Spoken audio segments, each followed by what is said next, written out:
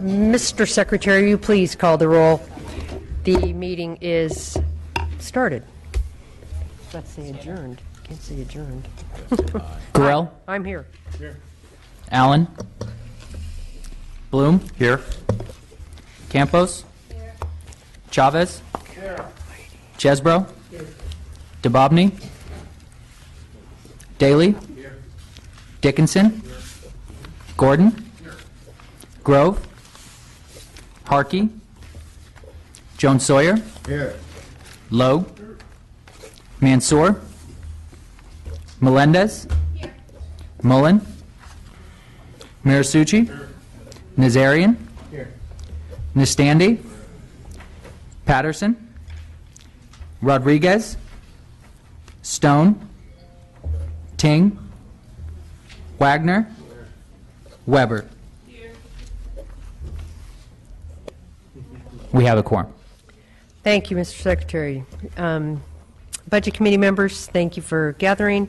I want to start our committee meeting today where we will be adopting the Assembly's version of the budget so that we can then begin the conference committee process with the Senate, and we would then obviously have our discussions with Senate and the administration till we land on a budget that would then be brought to the floor. So I want to thank all of the members. This is the 69th hearing of the Budget Committee, and clearly all our subcommittees have spent several hundred hours to get this far. And you've heard from the public, from the administration, from advocates, from obviously a huge range of Californians about the various items that were either put before us in the governor's proposal or were added by your good work. I want to highlight a couple of things. The budget that our subcommittees have closed on is one that helps ensure California's fiscal stability. It builds the reserves to $1.8 billion, so it's a combined reserve of $1.8 billion, and it pays down the wall of debt by $11.1 billion, including fully paying off the deferrals for our K through 12 schools. The STIRS solution, which the Assembly PERS Committee first proposed, is included. There's some modifications made to a little bit slower phase-in of the costs for the school districts, but it does definitely make sizable progress within our STIRS pension liabilities coming into the future. The subcommittee's adopted actions also maintains a strong judiciary, our court system, which, as we know, has, as we know many services have, they're not alone, but due to cuts during the recession, we've had courts with limited hours. We've had people get delays for even simple, not even, obviously delays on whole trials has become frequent, but additionally delays just on simple processing of court paperwork. So the action is to assist in there. The other very significant inclusion in the subcommittee's action is the focus on addressing the 1 in 4 children in California that currently live in poverty. And there's a variety of actions within the budget that will help to mitigate the impacts of that poverty on that child's ability to learn in school and their future success in life. The budget also addresses early care and education with increased spaces for child care and state preschool so that more of California's 0 to 4 children have the ability to get some decent care and education that may not be available to them now. I don't want to highlight a few of the things that our subcommittee members might want to, but of course with Prop 98 and the increased revenues, our K through 12 schools and community colleges do get a good boost, which is very needed. Access to health care. California really embraced the Affordable Care Act, and in doing so, we also expanded our access to Medi-Cal, so that to the point today, we have close to 30% of Californians who are eligible for Medi-Cal, and many of whom enrolled for Medi-Cal. We have acted in a way that not only gives that promise of health care, but actually helps to ensure the delivery of the health care by reversing the rate cuts that were made, retroactive rate cuts to providers in a whole range of cases, and also as the future, as we move forward, restoring the provider rate. Infrastructure spending. We heard loud and clear that we have great needs in transportation, needs in affordable housing, and needs in deferred maintenance. And so the Assembly's action around infrastructure is higher than the governor's. The governor had one time only of $800 million, and the Assembly's is higher. And the investments that we have in mind will be ones that also help us bring many people back to employment. The people in our communities that have disabilities suffered greatly under the recessionary cuts, and there's a number of actions that will improve the lives of our disabled folks and our seniors, and also the action around our in-home health care workers. So those are the things I wanted to highlight at the moment. We will hear from our subcommittee chairs. That is what we would do next, right? So that they can give some of the highlights of their actions as they closed out their committees. So let's move now to Assemblymember Weber, who's the chair of Assembly Subcommittee 1. Thank you, Madam Chair, and I want to thank you for the opportunity and to work with you and to work with the members of the Sub 1 committee. I will give you a brief overview of the highlights of our committee meetings and hearings. Those who are members and active members of the subcommittee know that we had over 20 hearings. So we had the vast majority of all the hearings of all the subcommittees because of the tremendous task that lies in Sub 1. But first I want to take the opportunity, first of all, to recognize my colleagues and their contributions to this year's discussion concerning the budget. First of all, I have to recognize, of course, Mr. Chesborough, who has, for his years of service, I understand this is his 14th year serving on a budget committee dealing with Health and Human Services, 8 years in the Senate and 6 years in the Assembly. And I appreciate his service, his knowledge of the area that we had to cover, and his commitment to certain values and principles with regards to Health and Human Services. As a first-year chair, I know I could not have survived without his guidance, as well as thanking Mr. Dickinson, who too had participated in the committee over the years and has been very instrumental in helping to give me some institutional knowledge concerning that. I want to thank my Republican colleagues who were also on the committee for their support. We had a very good committee this year, I understand, with great input. We didn't agree on everything, but interestingly enough, we agreed on most of the things that were found in Health and Human Services.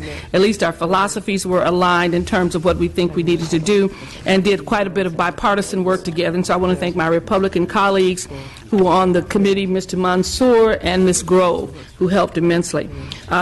And I'd like to thank the advocates. Many of you are here today, were at almost every one of the 20 hearings, which is almost remarkable, for their work, the tireless work and voices that were extremely important in helping us to understand and to make some impact upon the devastating cuts that had occurred in the past, and providing some philosophy and input for this particular hearing, for the hearings that we had.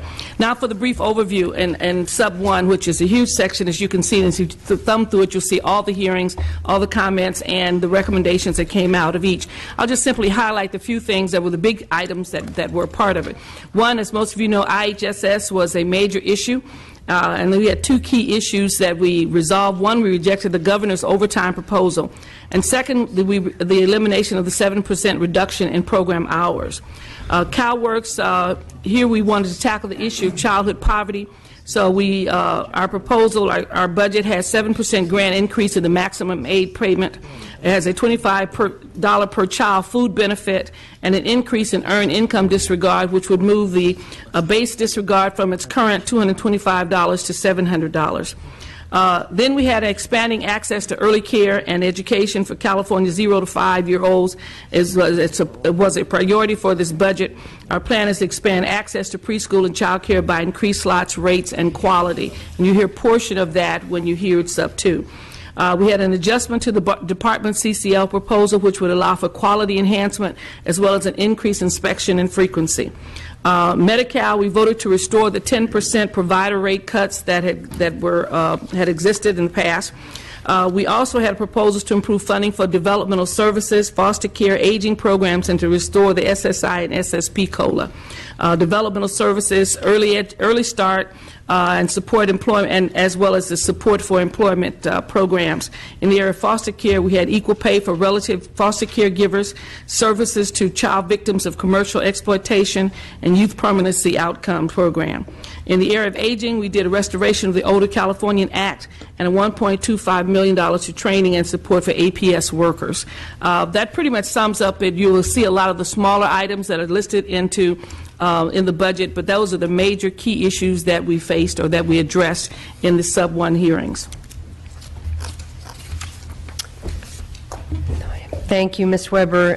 I wanted to just thank the committee for a couple of things. One, that adjustment regarding the foster care, because I think we know that in the current situation, the data shows that if we can keep families intact and if relatives are actually able to take in a foster care children, there's often a higher likelihood of stability in that child's life. And yet, under our current structure, a relative is less compensated for the care of that foster care child than person unknown to them. So I wanted to thank the committee for addressing that. And I also wanted to raise one issue regarding the Medi-Cal rates, that it's the action is to restore those cuts, though the date, there's some flexibility in the dates, and I think that we need to construct it carefully so that we don't have circumstances where programs or providers in effect go out of business or stop taking Medi-Cal, possibly due to their lack of adequate compensation. So it's something I think we need to monitor carefully. But let us now move to Subcommittee 2, Assemblymember Mr. Marsucci. Thank you, Madam Chair. I also want to thank all of the Budget Subcommittee members, Mr. Chavez, Mr. Dababne, Mr. Nastandi, and Mr. Ting, for all of their great work. I'd also like to acknowledge all the hard work of our committee consultants, Mark Martin and Katie Hardiman. This budget has a lot of good news for education at all levels. We are proposing to significantly increase funding for K through 12, community colleges, UC and CSU, also for Cal Grants and the Middle Class Scholarship and early childhood education programs. For the K through 12 level, we are proposing to go above the governor's strong commitment to fund the local control funding formula. The governor is proposing $4.5 billion. We are proposing an additional $153 million above the governor's proposal. The subcommittee package also eliminates all payment deferrals owed to schools and community colleges by the end of this upcoming budget year, as well as provides $313 million to pay down the K through 14 education mandates backlog, thereby overall reducing significantly the wall of debt owed to schools. Common Core, we heard much testimony from school districts throughout the state about the urgent need for necessary resources to make the transition to Common Core successful, and so we are proposing a strong commitment to that effort by approving a $1.25 billion in one-time funding for the implementation of Common Core. We also approved the governor's proposal to provide $26 million in one-time funding for the K through 12 high-speed network to improve internet connectivity in our schools. And One other highlight,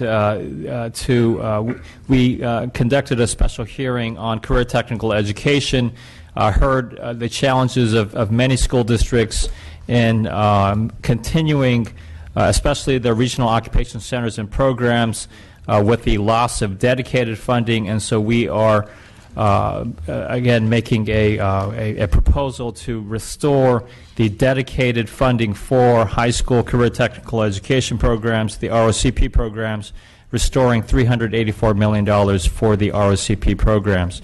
At the community college level, some of the highlights: 2.75% enrollment growth funding, additional funding for categorical programs that provide support and services to specific student populations, including disabled students, low-income students, and students enrolled in CalWORKs, supporting faculty by providing funding to increase full-time faculty, as well as increase funding to support part-time faculty office hours. At the UC and CSU levels, we are proposing to reverse many years of cuts to the University of California and Cal State University. The process that we began last year, we are proposing to go above and beyond the governor's proposal by giving an additional funding of $100 million each to the University of California and the California State University. At the UC level, we are also tying $25 million to enrollment growth to incentivize the enrollment growth for California residents. We are also calling on the Cal State University to impose a moratorium on campus-based student fees that are being adopted at more and more CSU campuses. Financial aid, Cal Grants, and middle-class scholarships. We are increasing the Cal Grant B award amount as well as the number of competitive Cal Grants. Restoring the Cal Grant Award for students attending private nonprofit schools, and augmenting the middle-class scholarship to fully fund the program for 2014-2015. Finally, on early childhood education, we are taking action to add 47,000 child care slots that have been lost during the recession. We are increasing the child care reimbursement rates by 10%, the first time the rates have been increased since 2007. And we are also addressing concerns about the quality of child care programs by boosting funding to programs that provide training and quality child care delivery. Thank you, Assemblymember Marisucci. We'll now go to Budget Subcommittee 3 on Resources and Transportation. Assemblymember Bloom. Thank you, Madam Chair, and let me begin by thanking you for your leadership this year and helping shepherd all of us through what has been a very complicated but I think meaningful budget process thus far. And I also want to thank the members of my committee, Mr. Logue, Patterson, and Gordon, and Ms. Campos for their assistance and participation throughout the year, and also my committee staff, Ms. Meindl and Mr. Griffith, and of course my own staff led by Sean McNeil. But we began the year with fires burning in the state and a prediction that this would be, in fact, a continuing fire year for the state of California. And just within the last week or so, we've experienced an uptick again in fires, and I think that this is something that signals some of the themes that we've seen in the committee as well, principally drought and climate change, and so it is fortunate that we've had significant revenue generated this year from the cap and trade auctions. High-speed rail is getting closer to construction, and with the state facing one of the worst droughts on record, as I mentioned, there was certainly no shortage of big issues facing the subcommittee this year. So in February, the subcommittee approved a $687 million emergency drought relief package. The major highlights of those actions included $77 million to the Central Valley for floor projects, water supply, water storage, and water quality improvements, $15 million to address emergency drinking water needs in drought-impacted communities. Some of this money has already been used to assist some of those communities that were on the verge of running out of drinking water supplies in recent weeks. And $472 million of integrated regional water management grants to immediately begin drought preparedness and response projects. Also, as it relates to our water situation, the committee passed language to set in motion efforts to develop a groundwater plan to address overdraft and to ensure a reliable groundwater supply for future generations. With regards to the cap and trade auction revenues, the Assembly plan improves, we believe, on the Governor's plan. In adopting a plan for the use of these revenues, the subcommittee wanted to make sure that we remained compliant with the AB 32 mandate to reduce greenhouse gas emissions as efficiently as possible. We also acknowledge that this is a work in progress and that there are many good proposals for the use of the funds, in fact, more than there are funds available. And so for these reasons, we only provide the funding for 1 year at a time for now. This gives us time to see how things work and to fine-tune the program. We also need to see how the fee will impact fuels next year, especially the price at the pump, before we lock in funding beyond this year. We've created two competitive pots of money with most of the funds. One pot is for projects performed by state entities. We ask the state projects to compete for funding using the same guidelines and criteria as the local projects, and instead of earmarking the money at the state level, we create a competitive grant program that mirrors the local program. We modify the Governor's Sustainable Communities programs for local projects by expanding the eligible projects and by increasing funding from $100 million to $400 million. We also maintain the Governor's proposal for $200 million for electric vehicles and the $40 million that we had already approved for drought-related measures. And finally, we give the administration tools to start financing high-speed rail construction so that the project can move forward to operations and we can make fully informed financing decisions in future years. With regard to high-speed rail financing, we rejected the Governor's proposal to lock in cap-and-trade revenues for this purpose, and instead the committee made the following proposal, authorizing the High-Speed Rail Authority to borrow up to $20 billion in federal railroad rehabilitation and improvement financing. These are loans that would be used to construct the high-speed rail operations segment. And in addition, we authorize up to $20 billion in lease revenue bond authority for the same purpose. We allow the use of cap-and-trade revenue for repayment of either of these mechanisms, assuming that it has met the criteria for funding that would be designated by the Strategic Growth Council. Again, it's not that we didn't agree that the cap-and-trade revenues can't be used for high-speed rail, but we feel we should allow other programs to compete against the High-Speed Rail Authority for the use of the funds in trying to stay compliant with the AB 32 mandate. We also rejected the Governor's proposal to reform the Beverage Container Recycling Fund.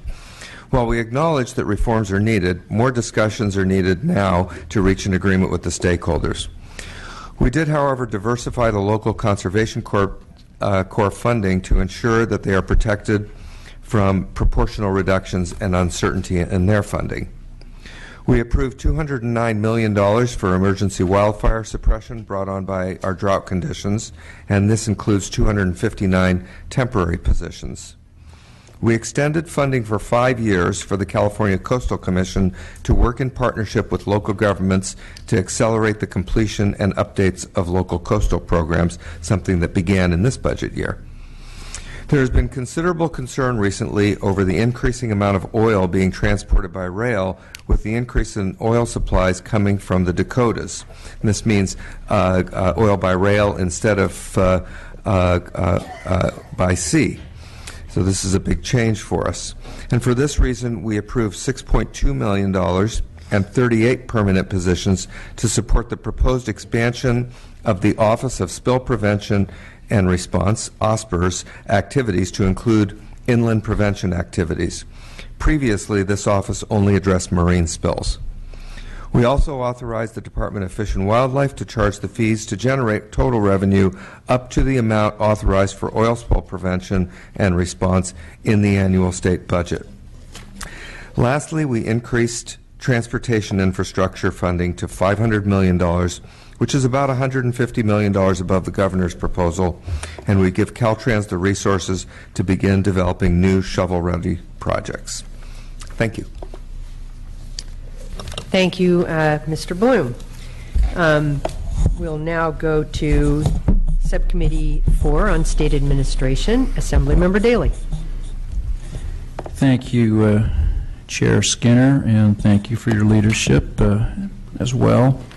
My subcommittee members include Mr. Mullen, Mr. Nazarian, Mr. Wagner, Mr. Allen, and also Mr. Morrell before he was elected to the Senate. We conducted 9 hearings and took action on 135 budget change proposals. I'll just summarize in general terms the product of our work without itemizing the dollar expenditures. We have encouraged job creation through investing in infrastructure. We've strengthened worker protection. We've reduced backlogs and delays in some of our government administrative procedures. We've acted to help our veterans obtain the benefits they deserve. We acted to create more affordable housing, to increase government efficiency by promoting the smarter use of technology. We also are recommending a reinvestment in our statewide arts programs. Again, I appreciate the work of my colleagues on the committee, and I'm prepared to answer any questions that come up. Thank you. Thank you, Mr. Daley.